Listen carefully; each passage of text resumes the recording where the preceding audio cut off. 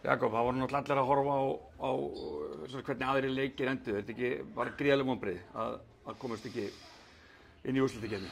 Ég þarf væntanlega ekki að spyrja það að því. Jú, að sjálfsögðu. Mjög mikil vonbrigði og bara sárt sárt þegar maður lítur yfir tímabilið og mér finnst töluvert af leikjum sem við hefum mátt að gera betri í. Við hefum mátt að klára og að vinna þannig að þú veist sárt að vera þú veist þetta var samt í okkar höndum þú veist með sigri hefur við verið inni þannig að þetta bara svolítið bara mjög svekkjandi. Og hvað vantar upp á hérna í kvöld að vinna? Þið eru undan alveg, þið eru yfir alveg fram í fjórða leikluta en hvað svona? Yfir fram í fjórða, yfir mest allan tíman. Ég erfitt að segja, kannski mögulega í fyrri hálfleik hefði átt að vera meira yfir í hálfleik. Við hafum að nýta tækifærið þegar það var hann í fyrri hálfleik. Mér fannst við vera með góð tök á leiknum þar og sóknarlega geta fundið opin skot eins og við vildum. Þannig að kannski var það málið að í fyrri hálfleik hefði átt að vera loka þeim hálfleik betur og fara inn í hálfleik með betri forystu. Okay.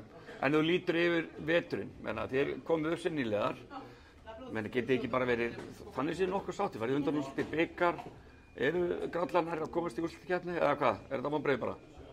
Það er vonbrigði að komast í úrslitakeppnina. Það er bara hreinskilið með það. KR er bara þannig. Við ætluðum okkur þangað.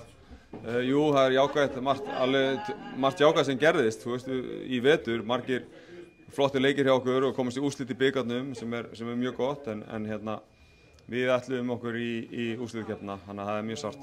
Já. En hvað með framhaldið, þú heldur áfram með KR-liðið eða? Já, ég býst við því að sjálfsögðu er þetta bara samtal sem það þarf að eiga með stjórn og fleirum en ég er náttúrulega ekki komið þangað. Nei. Við ætlum okkur meira og ætlum okkur að halda áfram að spila, þannig að ég er ekki alveg komin þangað. Já, og þú ert auðvitað vanur því að vinna bara, þannig að auðvitað er þetta vonbrigði, en svona er þetta, ekki stundum. Svona er þetta og við þurfum bara að reyna að byggja ofan á þetta.